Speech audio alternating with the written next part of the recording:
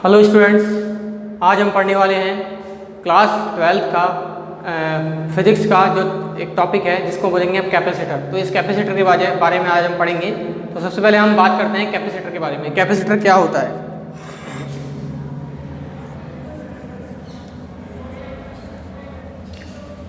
ठीक है, सबसे पहले हम बताएंगे कि कैपेसिटर क्या होता है। तो देखिए, कैपेसिटर क्या होता है। कैपेसिटर का मतलब ये होता है कि चार्ज को क्या करता है, स्टोर करता है। चार्ज को स्टोर करता है। तो सबसे पहले हम इसके बारे में लिखेंगे some electric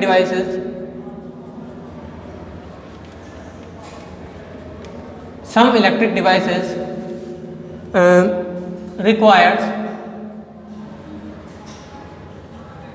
requires very high current. इसको हम कहेंगे 25 एम्पियर से 30 एम्पियर। मतलब कुछ इलेक्ट्रिक डिवाइसेस ऐसे होती है जिनको हाई करंट चाहिए होता है, 25 से 30 एम्पियर टू स्टार्ट देम, उन्हें चालू करने के लिए। जैसे हम बात करें, जैसे फैन हो सकता है आपका, मोटर हो सकता है। तो देखिए क्या होता है कि कुछ इलेक्ट्रिक डिवाइस ऐसे होते हैं जिनको हाई वोल्टेज चाहिए स्टार्ट करने के लिए, क्योंकि हो सकता है उनमें स्टैटिक फ्रिक्शन हो। स्टैटिक फ्रिक्शन भी एक कारण हो सकता है, जिस कारण से कि देखिए ये कुछ इस तरह से है। जैसे हम किसी भी बाइक को अगर धक्का लगा स्टार्ट करते हैं तो उसे हम क्या करना पड़ता है, थोड़ा सा पावर देना पड़ता है, थोड़ा सा दम लगाना पड़ता है। उस तरह से जब भी कोई भी डिवाइस स्टार्ट होती है तो उसके लिए उसे कुछ वोल्टेज देनी पड़ती है, हाई अमाउंट में करंट चाहिए होती है। ठीक है, तो जैसे फैन हो गई, मोटर हो गई, इनमें ये इतनी करंट की नीड की होती है कि इनमें फ्रिक्शन भी हो सकता है, क्योंकि इन्हें स्टार्ट करने के लिए हाई अमाउंट में क्या चाहिए। अब जैसे कैमरा का फ्लैश होता है, कैमरा का जो फ्लैश होता है उसमें 25 एम्पियर की करंट चाहिए, जिससे वो फ्लैश, देखते हो कि फ्लैश एकदम से क्या करता है, फ्लैश एकदम से लाइट जब आती है तो उसमें कितने एम्पियर करंट होती है, 25 एम्पियर करंट होती है। तो देखिए कुछ मतलब ये समझ में आया कि कुछ इलेक्ट्रिक डिवाइसेस होते हैं जिनको चलाने के लिए हाई करंट की नीड होती है। अब देखिए हम बात करते हैं कैपेसिटर कि ये कैपेसिटर क्या होता है। ठीक है, तो कैपेसिटर की हम बात करेंगे, stores electric energy and supply at once. मतलब क्या करता है कैपेसिटर, क्या करता है कि जितनी भी इलेक्ट्रिक एनर्जी हो गई उसको स्टोर करता है और उसे देता है। ठीक है, जैसे हम बात करें, जैसे एग्जांपल दे सकते हैं कंडेंसर।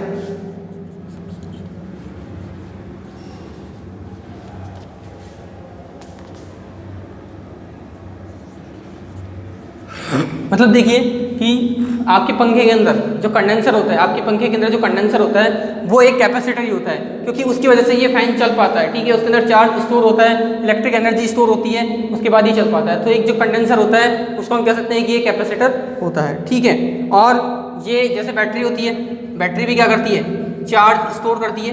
ठीक है, तो बैटरी जो होती है वो क्या करती है, convert chemical energy to electrical energy.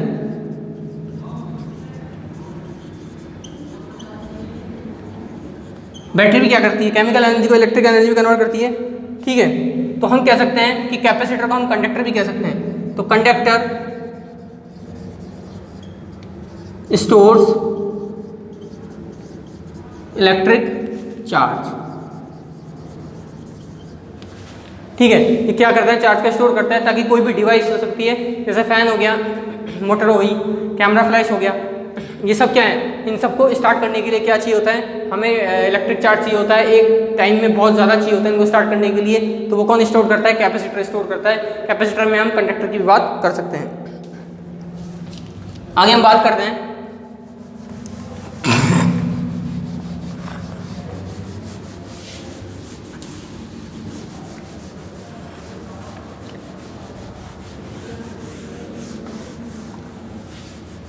आगे देखिए हम बात करते हैं कैपेसिटेंस की। तो ये कैपेसिटेंस क्या होता है? ठीक है, कैपेसिटेंस की आप बात कर सकते हो कि कैपेसिटी और हम कह सकते हैं एबिलिटी, कैपेसिटी और हम कह सकते हैं ability to hold electric current. मतलब ये क्या करता है कि जो भी इलेक्ट्रिक करंट होती है वो कितनी स्टोर कर सकता है, वो उस कैपेसिटर की क्या कहलाती है? कैपेसिटी कहलाती है। आप इसको कंडक्टर भी कह सकते हैं। ठीक है, अब इसका जो फॉर्मूला होता है वो होता है C is equal to Q upon V. C is equal to Q upon V. यहाँ पे जो Q होता है ये होता है चार्ज और V होता है आपका वोल्टेज।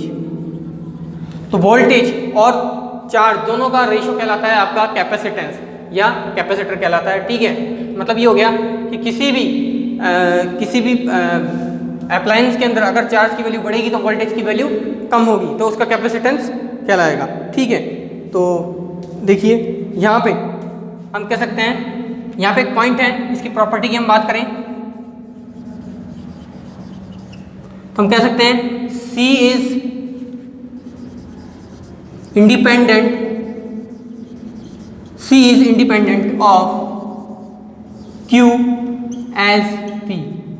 मतलब जो C होता है वो Q और V पर डिपेंड नहीं करता। C जो है वो बिल्कुल इंडिपेंडेंट है Q और V पर। ठीक है, ये ध्यान रखिएगा।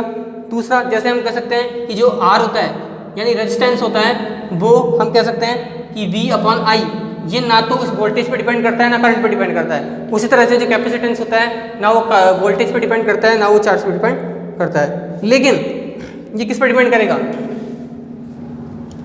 C is depends on dimension, ये भी हम बात करेंगे डायमेंशन एंड, एक तो डायमेंशन पे डिपेंड करेगा, उसके अलावा ये डिपेंड करेगा मीडियम पे। इसके बारे में हम आगे बात करेंगे। C किस पे डिपेंड करेगा? एक तो डायमेंशन पे और एक मीडियम पे, ना कि चार्ज पे और वोल्टेज पे ये डिपेंड करेगा। ठीक है, अब इसकी यूनिट की हम बात करेंगे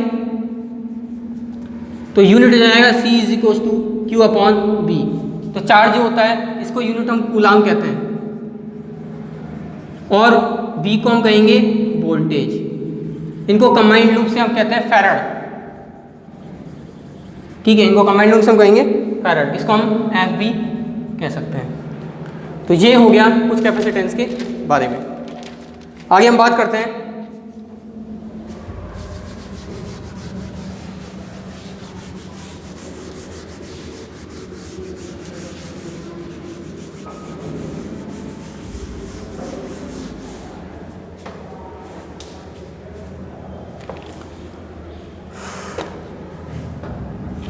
types of capacitor. Types of capacitor में कई तरह के टाइप होंगे। ठीक है, सबसे पहले हम बात करेंगे स्फेरिकल कैपेसिटर के बारे में। स्फेरिकल कैपेसिटर का मतलब क्या होता है कि ऐसा कैपेसिटर जो कैसा हो, स्फेरिकल शेप का हो। ठीक है, स्फेरिकल कैपेसिटर की आप बात करेंगे तो देखिए स्फेरिकल कैपेसिटर की आप बात करेंगे तो देखिए जैसे कोई स्फीयर है, ठीक है, ये स्फीयर है, ठीक है, इस तरह का। ठीक है, अब ये क्या है? ये मेटल का होता है। किसका होता है? मेटल का होता है। तो अगर मेटल को चार्ज दिया जाएगा तो चार्ज इसकी पूरी सरफेस पे जाके चला जाएगा, इसके अंदर चार्ज नहीं रहेगा। किसी भी मेटल को अगर कंडक्टर को चार्ज दिया जाता है तो पूरा का पूरा चार्ज उसकी सरफेस पे जाके इकट्ठा हो जाता है, उसके सेंटर में कोई चार्ज नहीं रहता है। अब मैं मान लेता हूँ इसका सेंटर है O, जिससे इसकी डिस्टेंस, इसकी रेडियस कितनी हो गई? R हो गई। ठीक है, अब पूरा का पूरा जो चार्ज है वो इसके सरफेस पे है। ठीक है, अब और इस सरफेस में मान लीजिए चार्ज हो गया Q, इसके कारण इस पर पोटेंशियल कितना जनरेट हो गया? इस पर पोटेंशियल जनरेट हो गया V। ठीक है, कोई भी कैपेसिटर है, अगर इस पे हम कंडक्टर है, स्फेरिकल कैपेसिटर क्या है? कंडक्टर है। कंडक्टर पे अगर हम चार्ज देते हैं तो इसके सरफेस पे जाके इकट्ठा हो जाएगा, इसकी रेडियस R है। अब इस पे चार्ज Q अगर इकट्ठा हो गया तो इस पे वोल्टेज V भी जनरेट होगा और कैपेसिटेंस कितना हो जाएगा इसका? C is equal to Q upon V। ये क्या हो जाएगा? इसका कैपेसिटेंस हो जाएगा। ठीक है, ओके। अब आपको पता है कि अगर सरफेस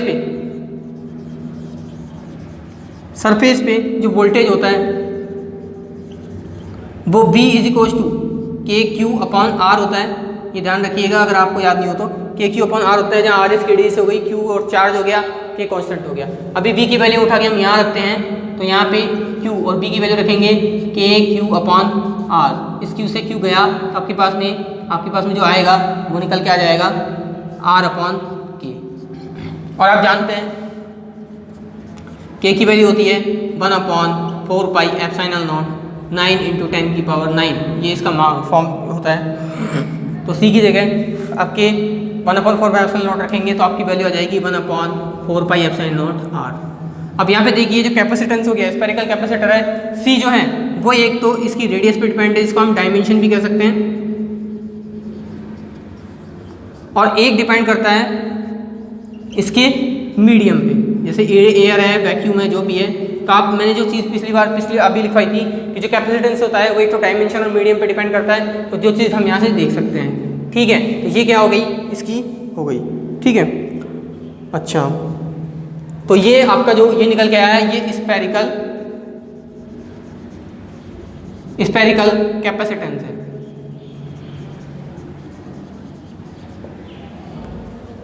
ठीक है, आगे देखिए,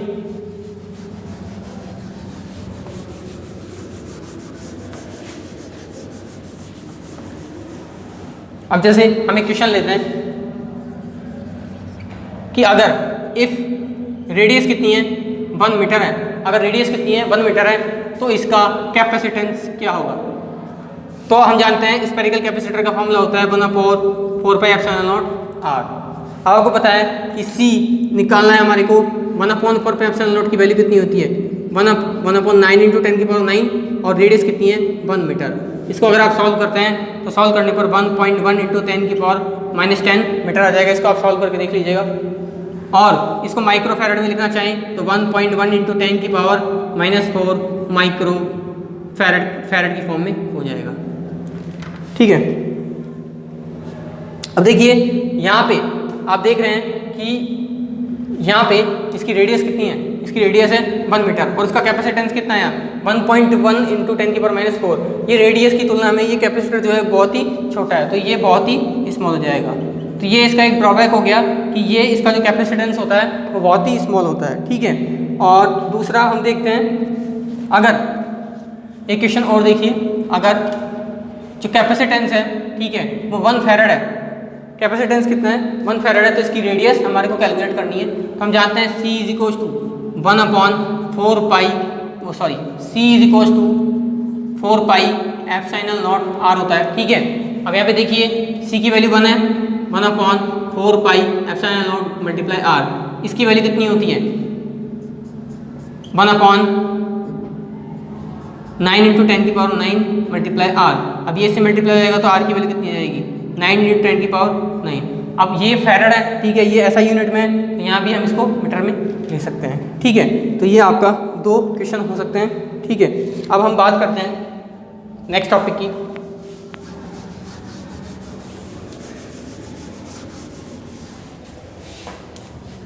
एनर्जी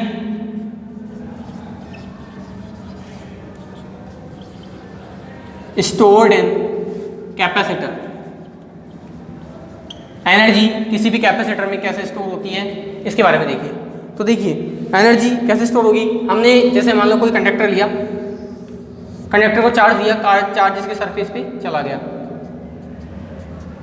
अब मैं मान लेता हूँ ये चार्ज कहाँ से आया, ये चार्ज कहाँ से आया है, ये वही है जैसे पोटेंशियल होता है, जैसे हमने कोई भी चार्ज होता है वो इन्फिनिटी से लेके आते हैं, इन्फिनिटी से हम कोई डीक्यू चार्ज इस पे ला रहे हैं, डीक्यू चार्ज या चार्ज क्यू ला रहे हैं, वो यहाँ पे ला रहे हैं। ठीक है, ये इस कैपेसिटर में जाके क्या है स्टोर हो रहा है। ठीक है, तो ये चार्ज टोटल चार्ज मान लीजिए कि इसमें कितना आया, टोटल चार्ज क्यू आ गया। ठीक है, तो यहाँ से देखिए कि हम लिख सकते हैं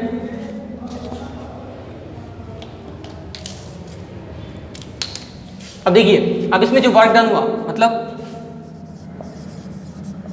work done to bring work done bye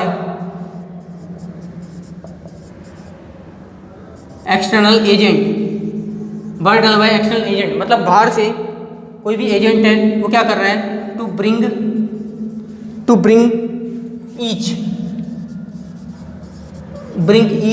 dq element from 0 to infinite. अब कोई भी अगर वर्क डन किया जा रहा है इस dq चार्ज को इनफाइनाइट से यहाँ तक लाने में, मतलब यहाँ से यहाँ तक लाने में, ठीक है, द क्लोज्ड स्पेयर, इस क्लोज स्पेयर के लाने में क्या किया जा रहा है, तो ये कैसे स्टोर होगा, ये चार्ज इसमें स्टोर होगा, stored in the form of potential energy.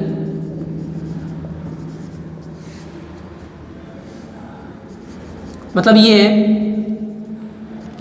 कि एनर्जी कैसे स्टोर होगी, कि यहाँ से इनफाइनाइट से हम कोई भी चार्ज है, चाहे वो हम कह सकते हैं dq एलिमेंट जो है थोड़ा थोड़ा चार्ज है, हम उठा के यहाँ से यहाँ ला रहे हैं, तो वही जो चार्ज है ये यहाँ पर इलेक्ट्रिक एनर्जी की फॉर्म में, इलेक्ट्रिक एनर्जी या इलेक्ट्रिक पोटेंशियल की फॉर्म में क्या हो जाएगा, ये यहाँ पे स्टोर हो जाएगा।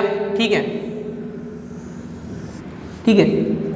तो यहाँ पे देखिए, अब हमने क्या किया था कि जब टाइम 0 था, t बराबर 0 था, तो इस पर चार्ज मान लेते हैं, जब 0 समय था, बिल्कुल शून्य था, तो चार्ज कितना था, 0 था, तो पोटेंशियल भी कितना हो गया, 0 हो गया। ठीक है, अब आप देखिए यहाँ पे t बराबर आपके पास में t सेकंड है, t बराबर t सेकंड है, तो इसमें चार्ज जो है आप कितना लेके आ चुके हैं, चार्ज जो चार्ज आया है वो कितना है, q आया है।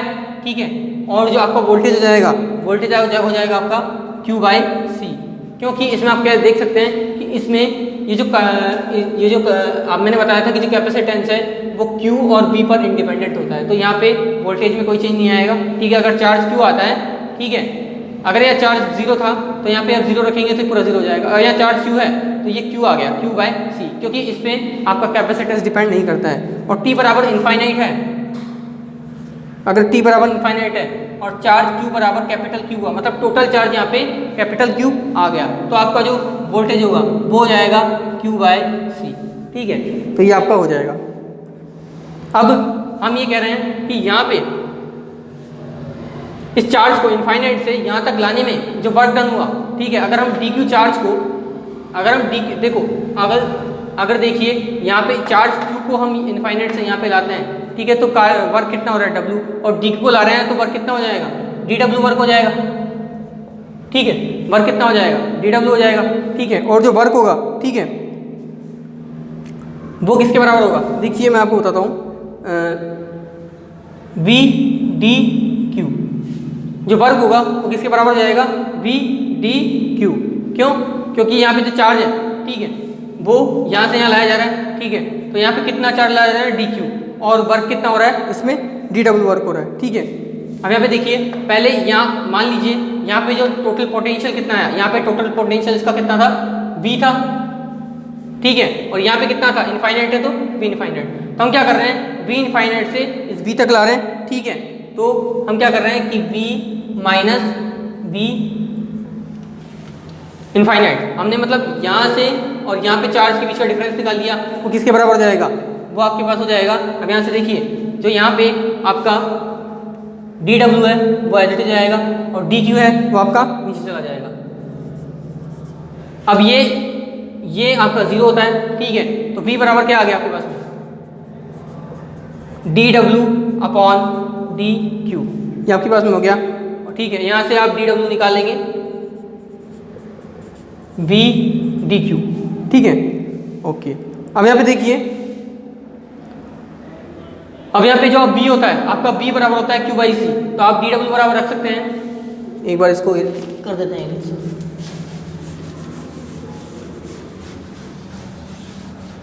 ठीक है, आपका dw बराबर हो गया v dq। अब यहाँ पे v बराबर होता है q बाय सी। ठीक है, q बाय सी होता है। ठीक है, इसका आप स्मॉल q ले लीजिए, तो dw बराबर के पास हो जाएगा q बाय सी और dq। अब हम क्या कर रहे हैं, जो हमारा चार्ज था उसको इनफाइनाइट से हम यहाँ पे ला रहे हैं। ठीक है, तो जो dw हो जाएगा उसका इंटीग्रेशन हो जाएगा, और दूसरा इसका इंटीग्रेशन हम करेंगे, दूसरा इसका इंटीग्रेशन हम करेंगे तो वो 0 से लेके और इनफाइनाइट के बीच में हो जाएगा। ठीक है, और q बाय सी, और ये हो जाएगा dq। अब यहाँ पे देखिए dw का w हो जाएगा, और यहाँ पे आप देखिए यहाँ पे 1/c बाहर आ जाएगा और यहाँ पे इसका 0 से इनफाइनाइट q dq हो जाएगा। और 1/c अब इस q dq को हम इंटीग्रेट करेंगे, q/2 हो जाएगा और 0 से इनफाइनाइट इसका आ जाएगा। तो ये 1/c हो जाएगा। और अब यहाँ पे सॉरी इसकी जो लिमिट है वो हमने क्या किया,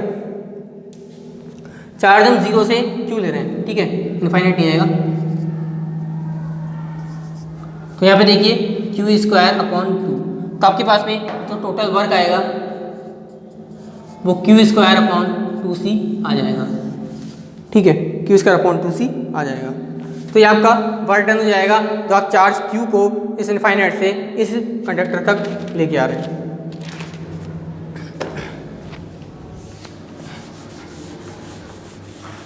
आगे आप देखिए c बराबर होता है q/v।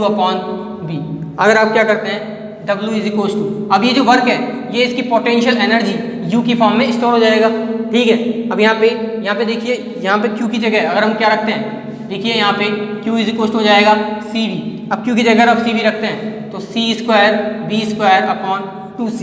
तो यहाँ से c से c कैंसिल आउट, तो U बराबर आपके पास हो जाएगा cv²/2। तो ये आपका हो जाएगा c एज v की टर्म में। और यदि आप यहाँ पे U = अगर आप रखते हैं q²/2c है, अगर आप c की जगह, अब यहाँ से देखिए यहाँ पे c = क्या है qv, ये उठा के आप रखेंगे तो q²/2, q की जगह आप c की जगह qv रखेंगे तो q × v, इस q से q गया तो U = आपके पास हो जाएगा 1/2 qv। तो ये आपका हो जाएगा q एज v की फॉर्म में। तो ये जो होगा ये एनर्जी आपके कैपेसिटर में स्टोर हो जाएगी।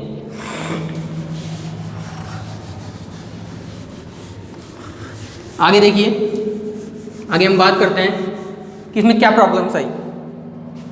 प्रॉब्लम इस जो कैपेसिटर था, स्फेरिकल कैपेसिटर, इसमें क्या प्रॉब्लम थी, तो पहला इसका था कि वेरी स्मॉल कैपेसिटेंस। मतलब ये है कि जैसे हमने देखा था कि R = 1 मीटर रेडियस थी, तो इसका जो कैपेसिटेंस आया था वो 1.1 × 10⁻⁴ माइक्रोफैरड था, जो कि बहुत छोटा होता है। तो ये है कि इसमें कैपेसिटेंस बहुत छोटा आता है, ठीक है। दूसरा ये है कि जैसे हम कोई कंडक्टर है उस पर कोई चार्ज हम दे रहे हैं इस तरह से, तो ये इसके सरफेस पे चला जाएगा।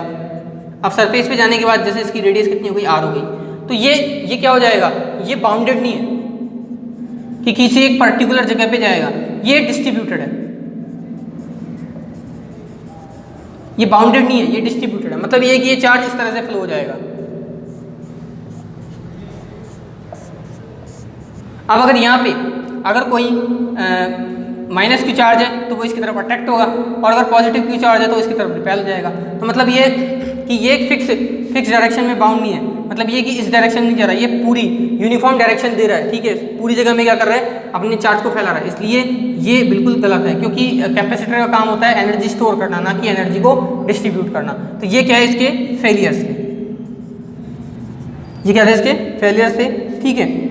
तो इस तरह से आप देख सकते हैं कि आज हमने स्फेरिकल कैपेसिटर के बारे में पढ़ा, ठीक है। नेक्स्ट हमारा जो लेक्चर होगा वो होगा पैरेलल प्लेट कैपेसिटर।